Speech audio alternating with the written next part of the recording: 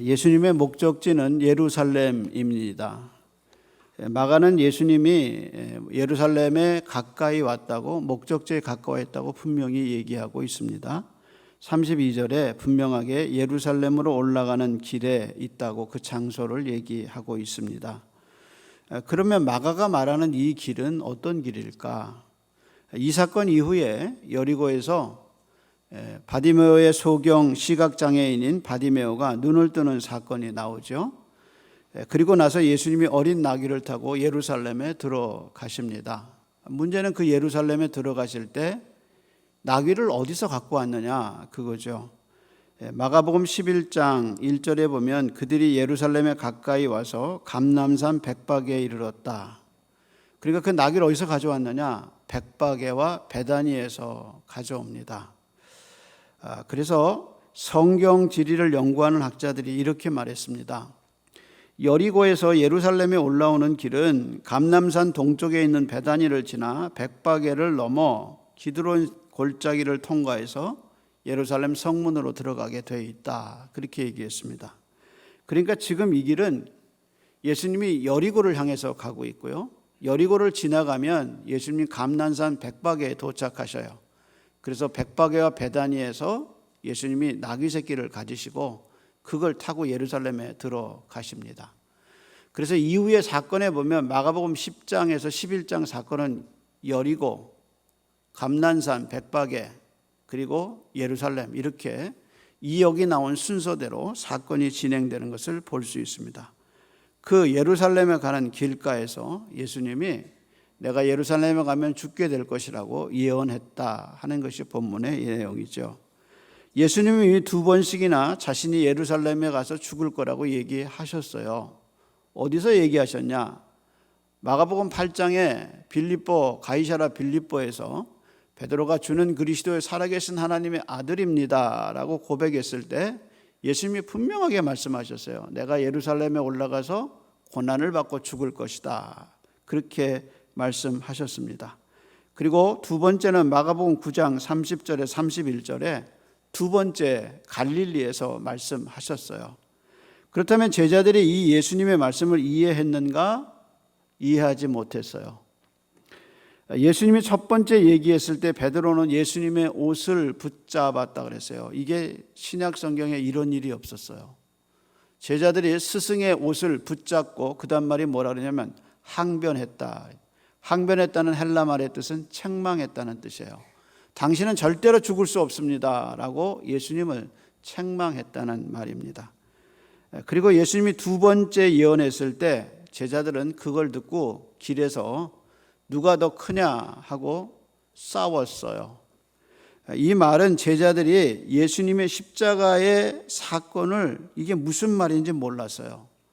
예수님이 3일 만에 부활할 거다라는 말도 이게 무슨 말인지 잘 몰랐어요. 근데 지금 세 번째 예수님이 자기가 죽을 거라고 그리고 3일 만에 부활할 거라고 얘기했는데 제자들이 못 알아들었어요. 교회 나온다고 십자가와 부활이 깨달아지는 거 아니에요.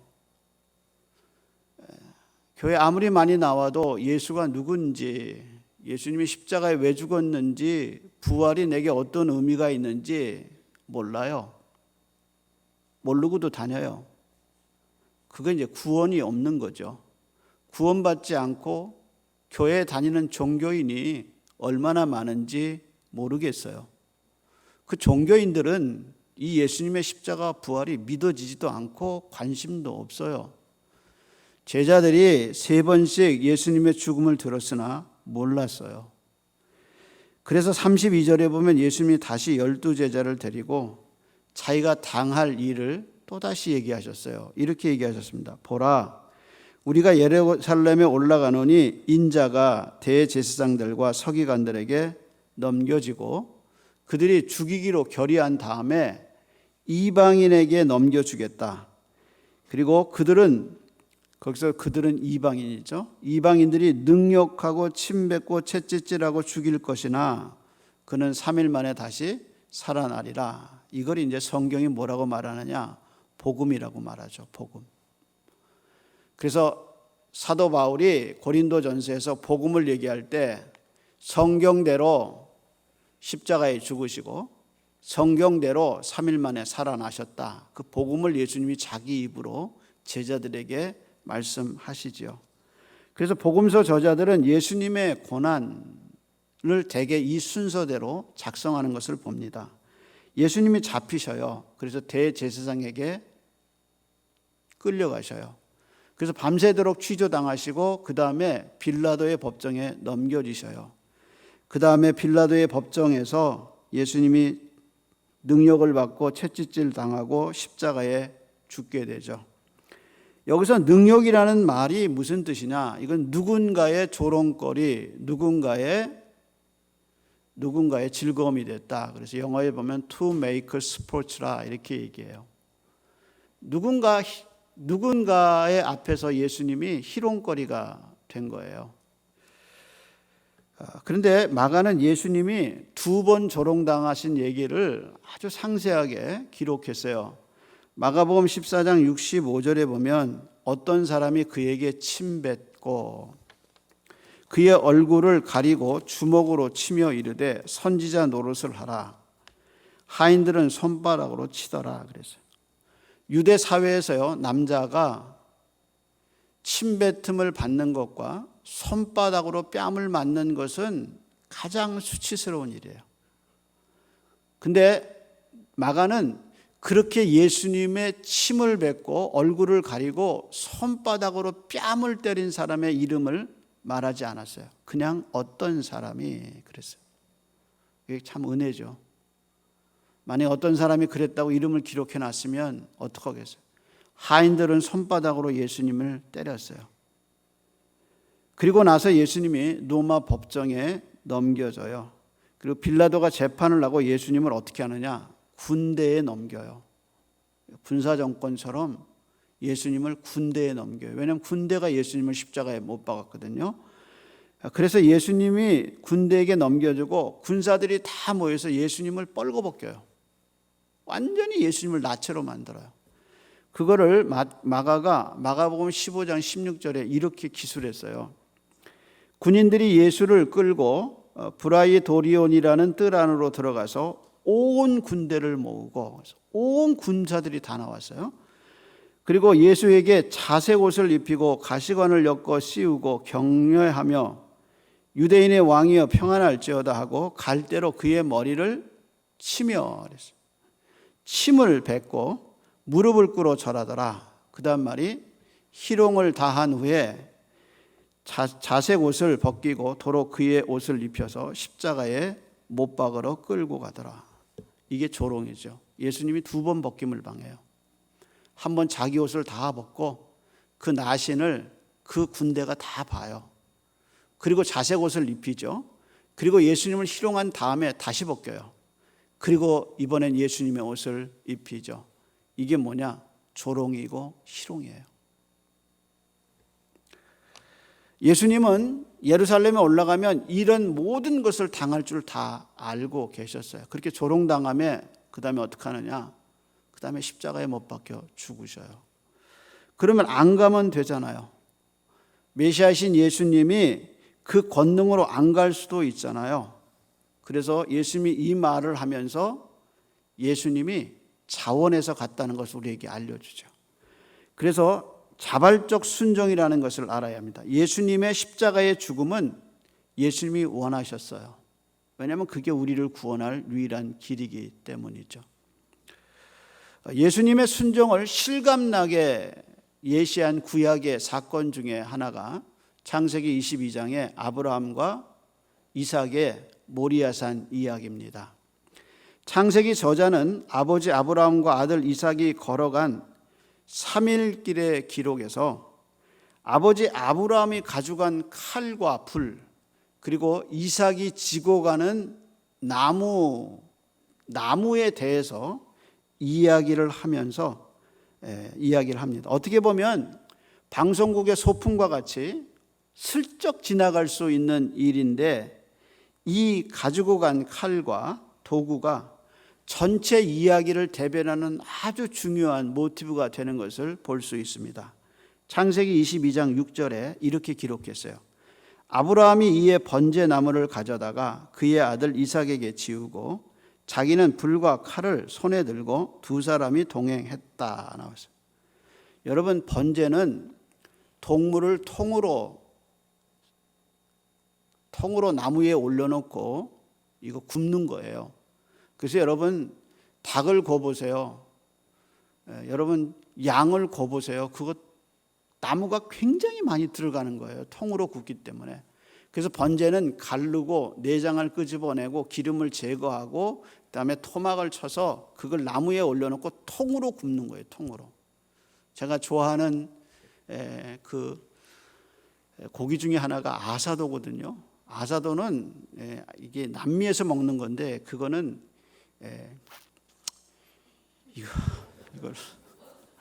이걸 고기를 우리나라 그 고구마 하는 데 있잖아요. 고구마 끓이는데 거기다가 불로 재로 이게 나무를 많이 넣어서 이게 불이 올라가면서 훈기로 뜨거운 그 훈기로 고기를 통으로 굽는 거예요. 그럼 툭툭툭툭툭 떨어지면서 육즙이 축축축축 올라오죠.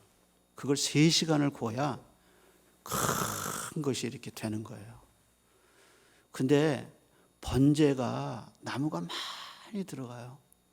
그 번제를 아브라함이 안 줬어요. 왜 안 줬는지 아세요? 질 수 있는 힘이 없었어요. 그래서 그 번제 나무를 어떻게 했느냐? 아들 이삭에게 지웠어요. 자기는 어떻게 했느냐? 간단하게 칼하고 불만 들고 갔어요. 이것이 바로 22장이 보여주고 있는 소품인데 이것이 전체 이야기를 대변하는 아주 좋은 모티브가 되는 거예요.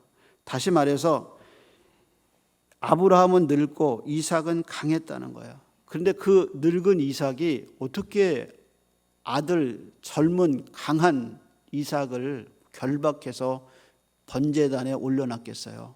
못했어요. 이 말은 아들이 아버지께 순종했다는 거예요. 그래서 창세기 22장의 그 번제단은 이삭의 순종을 얘기해요.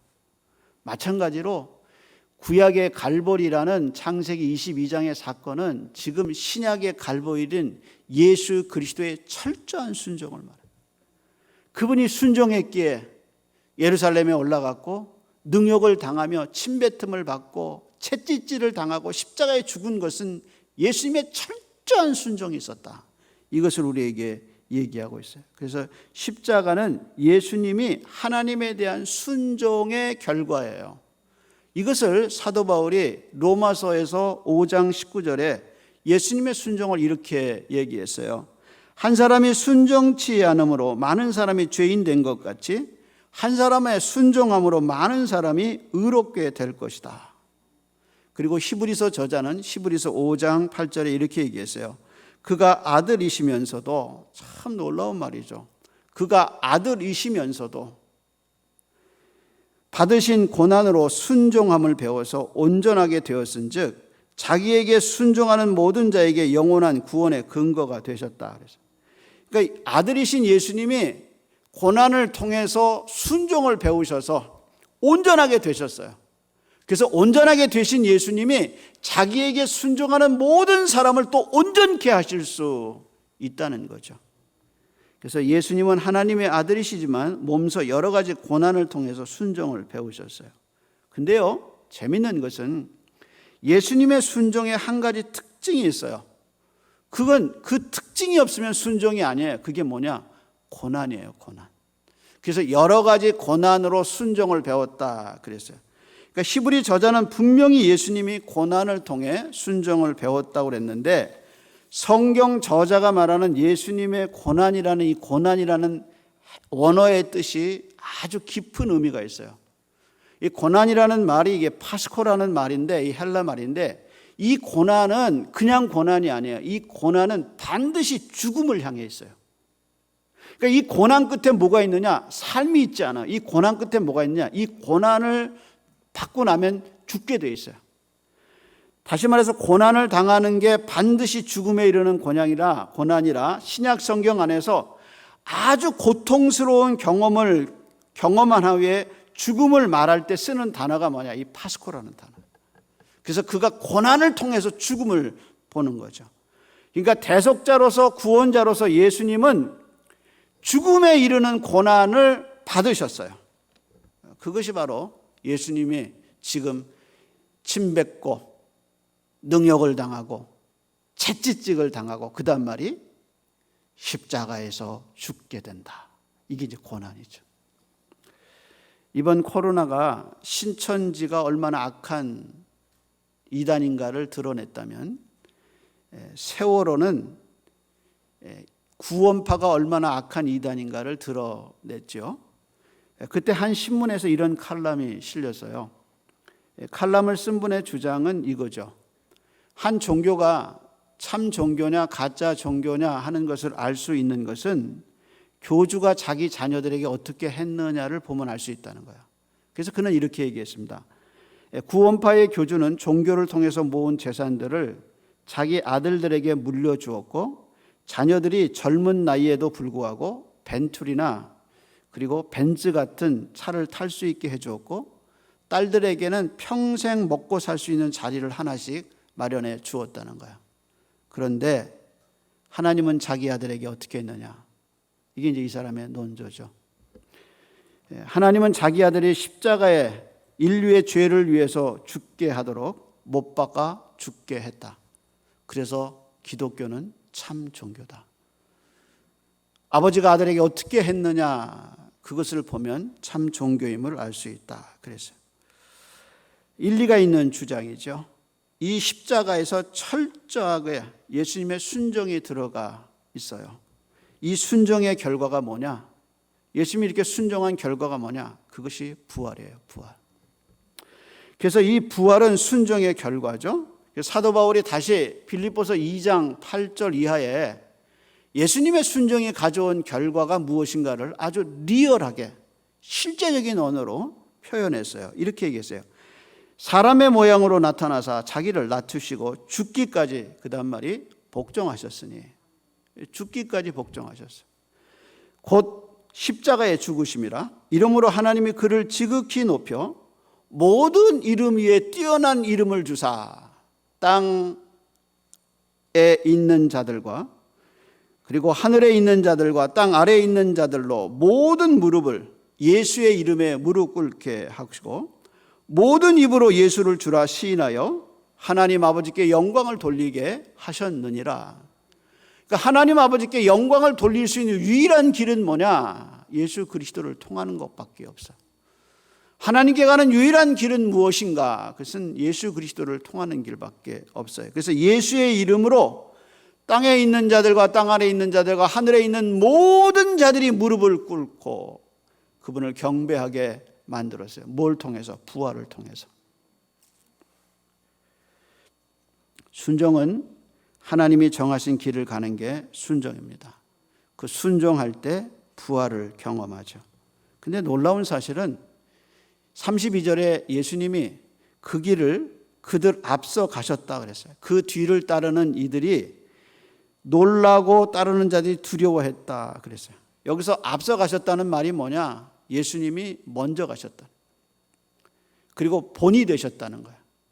근데 그 뒤를 따라가는 제자들이 지금은 두려워하고 떨고 그들이 겁을 먹었지만 그러나 가룟 유다를 빼고 남은 제자들은 똑같이 십자가의 길을 가고 순종의 길을 가서 그들이 예수의 영광과 함께 있어요. 그래서 천국에 올라가면 천국의 문이 다 사도들의 이름이 그 기초가 된 것을 볼 수 있습니다.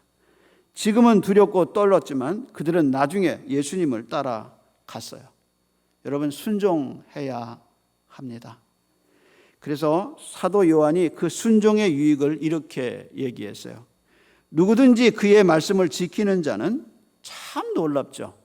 누구든지 그의 말씀을 지키는 자는 하나님의 사랑이 그 안에서 온전하게 되나니 이로써 우리가 그의 안에 있는 줄 아노라. 그러니까 하나님의 말씀에 내가 순종할 때 하나님의 사랑이 내게 온전하게 내 속에서 이루어져서 그 하나님이 나와 함께 하시는 것이 절절하게 느껴지고 그 하나님이 함께 하시는 것이 날마다 느껴지는 이유가 무엇인가? 그때 내가 하나님의 말씀에 순종할 때. 그래서 마치 예수님이 세례를 받으실 때 예수님을 향하여 하나님이 하신 말씀, 이는 내 사랑하는 자요 내 기뻐하는 자라고 하신 이유가 이 십자가에 순종하는 예수님을 보고 이는 내 기뻐하는 자요 사랑하는 자요 하신 것처럼 예배에 순종하고 말씀에 순종하고 그 예수님의 길을 걸어가는 우리도 하나님의 사랑이 똑같이 부어진다는 거예요. 그래서 우리 안에서 새로워져. 내가 하나님 안에 있고 하나님이 내 안에 있는 것을 경험하는 그 놀라운 역사는 뭐냐? 순종할 때. 그럴 때 하나님의 사랑이 우리 속에서 온전하게 된다.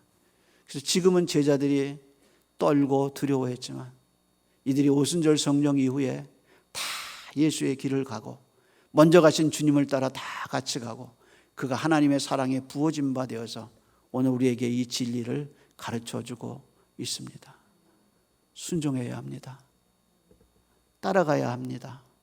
그 길을 따라가는 저와 여러분 되기를 소원합니다. 기도하겠습니다.